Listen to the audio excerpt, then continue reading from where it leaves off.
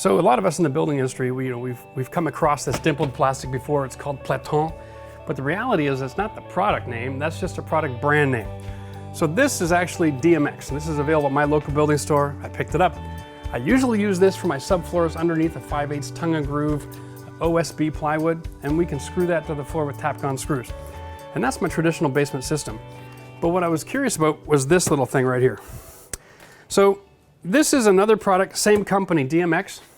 It's blue, it's a 3-in-1. So this is insulated, it's a vapor barrier, and it's soft and cushiony. So you can actually make your subfloor out of this and laminate right over top.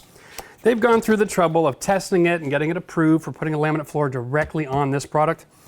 I'm not a big fan of that, especially in this installation, because I'm building interior walls. And I don't want to be setting walls on this, and I don't want to be building my walls first everywhere and then filling all my cavity with this. Because I'm on a walkout and we have this 4-season weather, we run the risk of a thaw freezing cycle and getting moisture underneath our concrete pour. And if that happens, I want to have an airspace that transfer that moisture past all my interior walls and let the building soak all that up over time. If I build my walls first and put this down, I'm going to be trapping moisture and I'm going to get that musty smell no matter what I do. So this is a good product if you're just doing one room and you already have walls, but if you're like us and you're building new walls, go with this system. The funny thing is, they're both plastic, and at the end of the day, it's the same cost per square foot to install this and plywood or this alone. So it really comes down to what's more convenient for you and your situation. But I would recommend both of these products. They both work great.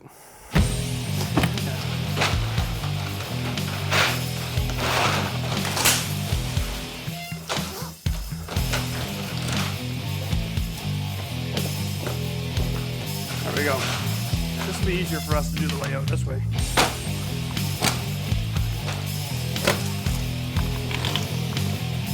It's probably a little longer than I need, but that's fine. And we're doing the same thing again on the other side of the room. That's good.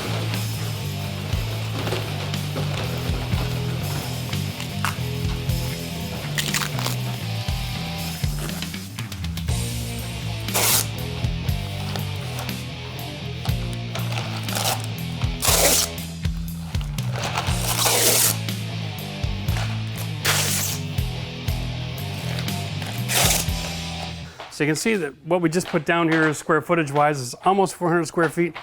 Took about 10 minutes, which is awesome.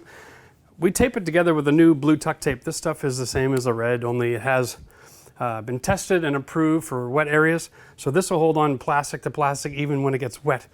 So now we have this whole area as one vapor barrier, which is brilliant. You'll never get that if you use dry core. Traditionally, when you're laying down flooring, you'd use a square like this, measuring tape, and you're basically working off of whatever is pre-existing. Now, we all know we never find anything square in a house. So what we're gonna do is we're gonna use the laser level techniques. And you can see I got it lined up right now. And this line here represents a straight line from one steel post to the other. And we're gonna use this to establish our square for the entire project. This way, we're gonna build a wall off of each of these areas. And we're gonna start everything off square on that line, because when you're building, if you have one thing that's always going to be straight and square and everything's built off of it, the rest of the project moves so much faster.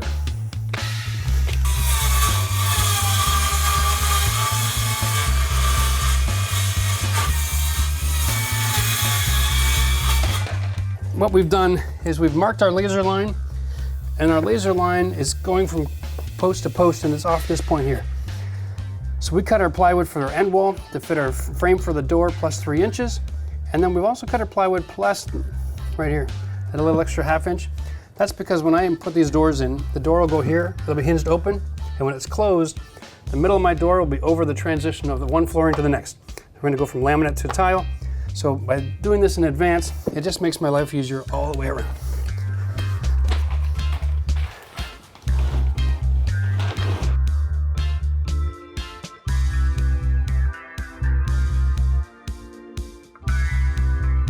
One, 2, and then 3, because it's...